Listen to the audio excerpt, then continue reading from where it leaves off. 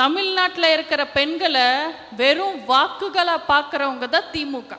வெளியில நடக்கிற தீய விஷயங்கள் என்னை உறுத்தும் போது என்னால் முடிஞ்சது இந்த சமுதாயத்துக்கு செய்யணும்ன்ற வெறி வந்தது. அப்போ போனேன். 2011 போய் ஊரா போய் தைரியமா பேசினேன். நம்ம உண்மையை பேசுறோன்றது தெரிஞ்சனைக்கு நமக்கு ஒரு திமிரு, ஒரு தைரியம் வரும். நம்ம மக்களை நேரா கண்ணுக்குள்ள பார்த்து, கண்ணுல பார்த்து பேசலாம். ஏன்னா நம்ம உண்மையை பேசுறோம், எதையும் மறைச்சு பேசல. உண்மையான பக்கம், நியாயமான பக்கம் இருக்கும்னா ரொம்ப தில்லா பேசலாம். அதுல எதிரிகள் காசிப் பேசுவாங்க. காசிப்புக்குன்னு அர்த்தம் என்ன? இல்லாததும் பொல்லாததும் உண்மை இல்லாததும் பேசுறது தான் காசிப். காசிப் தானே, உங்களுக்கு தெரியும்ல. நம்ம யாருன்னு நமக்கு தெரிஞ்சா போதும், யாரோட சர்டிபிகேட்டும் நமக்கு தேவையில்லை. நீங்க இப்போ அதிமுக சார்பில் போய் பேச போறீங்க, கரெக்டா? Yes ma'am.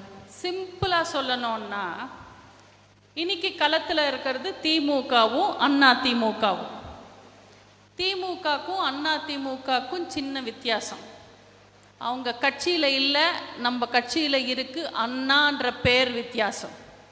திமுக அண்ணாவோட கொள்கைகளையும் அண்ணாவோட பேரையும் அண்ணாவோட சித்தாந்தங்களும் எல்லாத்தையும் தூக்கி எறிஞ்சிட்டாங்க.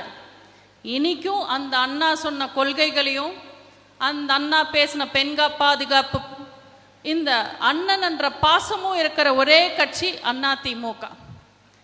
நீங்க அதிமுகல இருந்தா மக்களோட மக்களா உங்க கூடவே நிக்கிற அண்ணன் சிவிஎஸ் மாதிரி ஆளுங்களை பார்ப்பீங்க. அதே திமுகல இருந்தா பெண்களை பார்த்து ஓசி டிக்கெட்டுங்கன்னு கூப்பிடுற பொன்முடி மாதிரி அமைச்சருங்களை பார்ப்பீங்க. திமுக ஆட்சி காலம் எப்படி இருக்குன்னு நீங்களே பாருங்க. பெண்களும் அப்பாவிங்க தான், பெண்களும் குழந்தைங்க மாதிரி தான். அந்த பெண்கள் போன தேர்தலில் தமிழ்நாட்டில் ஏமாந்துட்டாங்க. போலி விளம்பரங்களை பார்த்து, பொய்யான வாக்குறுதிகளை பார்த்து ஏமாந்துட்டாங்க. 1000 ரூபாய் தரோம் அப்படின்னு சொன்னாங்க. கூலிக்கு போகிற பெண்கள், வேலைக்கு போகிற பெண்கள், வீட்டில் 1000 ரூபாய் கூட பாக்கெட் மணியாக கிடைக்காத பெண்கள் கொடுத்துருவாரு போல இருக்குன்னு நினச்சி வாங்கிட்டாங்க, ஓட்டு போட்டாங்க. ஆனால் திமுக அரசாங்கம் கொடுத்தாங்களா? 28 மாதம் கழிச்சு 1000 ரூபாய் கொடுத்தாங்க.